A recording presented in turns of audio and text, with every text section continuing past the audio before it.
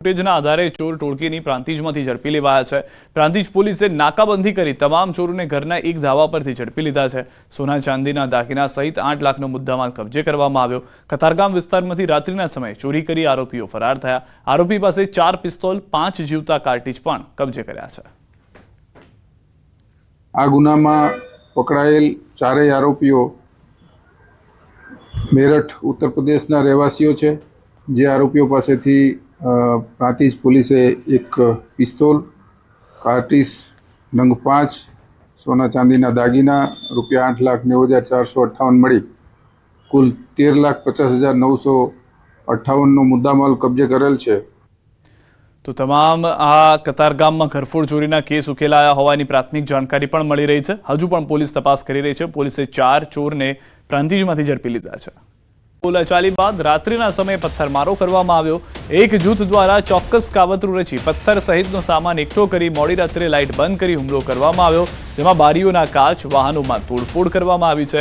તો પથ્થરમારામાં કેટલાક લોકો પણ ગંભીર રીતે ઘાયલ થયા છે। તો સામે પક્ષે ઉગ્ર બોલાચાલી અને મારામારી કરવામાં આવી। આ ઘટનામાં વાઘોડિયા પોલીસે 3 મહિલા અને 13 પુરુષ મળી કુલ 16 સામે નોંધી છે ફરિયાદ। 50 જેટલા લોકોની અટકાયત કરી ઓળખ શરૂ કરાઈ છે। ઘટનાના પગલે ગામમાં ચુસ્ત પોલીસ બંદોબસ્ત ગોઠવાયો છે। કેટલાક આરોપીની ધરપકડ કરવામાં આવી છે તો કેટલાક ગામમાંથી ફરાર થઈ ગયા છે। અસામાજિક તત્વો થયા છે બેફામ। મુખ્ય બજારમાં અસામાજિક તત્વો દાદાગીરી કરતા હોવાનો એક વિડીયો સામે આવ્યો છે।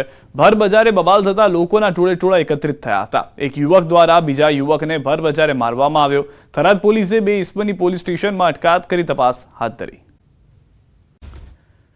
બીઝેડ ફાઇનાન્સ ગ્રુપના સીઈઓ ભૂપેન્દ્રસિંહ ઝાલા અને તેના સાથીઓની મિલકતો ટાંચમાં લેવાનો આદેશ કરાયો છે। હિંમતનગર કોર્ટના આદેશ બાદના આધારે મિલકતો ટાંચમાં લેવામાં આવી છે। રાજ્ય સરકારના ગૃહ વિભાગની કાર્યવાહીની મંજૂરી આપી હતી। લોભામણી જાહેરાતો આપી બીઝેડ ગ્રુપે લોકોને રોકાણ કરાવ્યું હતું। આ માટે અલગ અલગ નામે કંપનીઓ ઊભી કરીને લોકો પાસેથી ઊંચા વ્યાજ દરની લાલચ સાથે નાણાં ઉઘરાવ્યા આવ્યા હતા। આ મામલે સીઆઈડી ક્રાઇમ ગાંધીનગર ઝોનમાં 2024માં ગંભીર ગુનો નોંધાયો હતો। જેમાં જીપીઆઈડી એક્ટ ઉપરાંત અનરેગ્યુલેટેડ ડિપોઝિટ સ્કીમ એક્ટ 2019 હેઠળ પણ જોગવાઈઓ લાગુ થઈ છે। વધુ માહિતી ન્યૂઝ 18 સંવાદદાતા ઈશાન પાસેથી મેળવીશું। ઈશાન, શું કહેવામાં આવ્યું છે? હિંમતનગર કોર્ટના નામની પણ આમાં ઉલ્લેખ કરવામાં આવ્યો છે। શું વધુ જાણકારી? સીધા ચોક્કસ કે જે બીજેનો મામલો હતો ને ધીરે ધીરે હવે જીપીએફપી એક્ટ હેઠળ રોકાણકારો ને રકમ પરત કરવા માટે જે મિલકતો ટાંચમાં લેવામાં આવશે।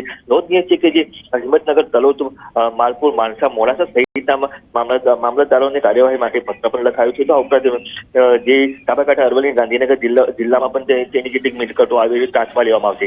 તો નોંધનીય છે કે મિલકતો ટાંચમાં લેવા માટે 8 જેટલા મામલતદારને અને નાયબ કલેક્ટરને પત્ર લખાયું છે। રોકાણકારોના ફસાયેલા જે નાણાં છે નાણાં પરત લેવા માટેની આ પ્રકારની કાર્યવાહી કરવામાં આવી છે। જી સીધા આભાર સમગ્ર માહિતી બદલ। તો હાલમાં જે રોકાણકારોને નાણાં ફસાયેલા છે તેઓને તે પરત મળી શકે તે માટે આ મિલકતોને ટાંચમાં લઈ તેનું વેચાણ શક્ય બને તો તે રીતે કરી અને રૂપિયા પરત કરવામાં આવશે।